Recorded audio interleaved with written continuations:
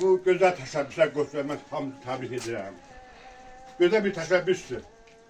Bu təşəbbüsün yəni qurulmasında mən hamı təbrik edirəm. Şəhərlərimiz bizim fəxrimizdir.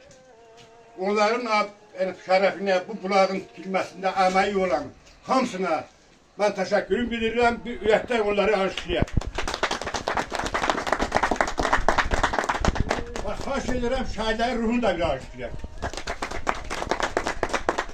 Şəhidlərimiz bizim fəxrimizdir. Yəni onların sayəsində bugün Respublikamız doğrudan da yüksək səviyyədədir. Bütün Azərbaycan ayaq üstədir. Yəni baxmayaraq bizim kəndə şəhid az da olsa, bunlar milyona dəyər.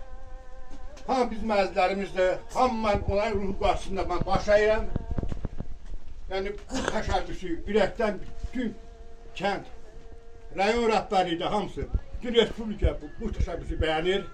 Bu təşəbbüs bizim bəzi qəşəng, mərd, igid oğlanların sayəsində meydana gəlib. Bu şəhid bulağının tikilməsində əməyi olan bütün vətəndaşlara mən minnətdarlıq verirəm. Kənd ağsaqqal, kənd adından, rayon adından, rəhbərlik adından hamısına minnətdarlıq bildirirəm. Sağ ol. Bir də mənim deməyim odur ki, yəni bu şəhidlər bulağının bu tikilməsinin çox vacib bir şərtlərindən biri odur ki, bu kəndin ən gözəl bir mənzərəsində yerləşir.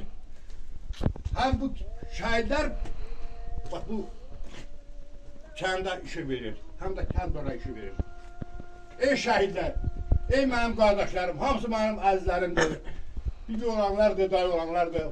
Mən bir daha sizin ruhu qarşısında baş əyirəm. Siz doğrudan da ölməlisiniz, siz yaşayırsınız, yaşayacaqsınız.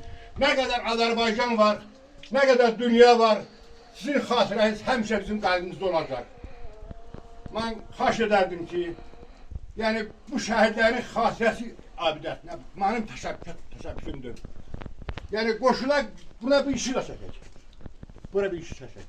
O daha qəşəng olacaq. Və icazə verin, mən bu şəhidlər bulağının açılışını elan edim. Bak bir daha almışım.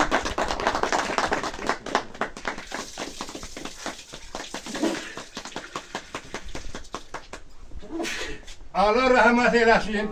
Amin. Sizin ruh qarşısında baş əyirəm. Bu su qədər siz şəffafsınız və şəffaf olacaksınız. Çox sağ olun əziz mənim kəşkilərim. Minnətdarıq. Və bu şəhidlərin önündə biz söz veririk ki, biz bunların həmişə şərəf əlaqəti görəcəyik. Çox sağ olun, minnətdaram. Sağ ol.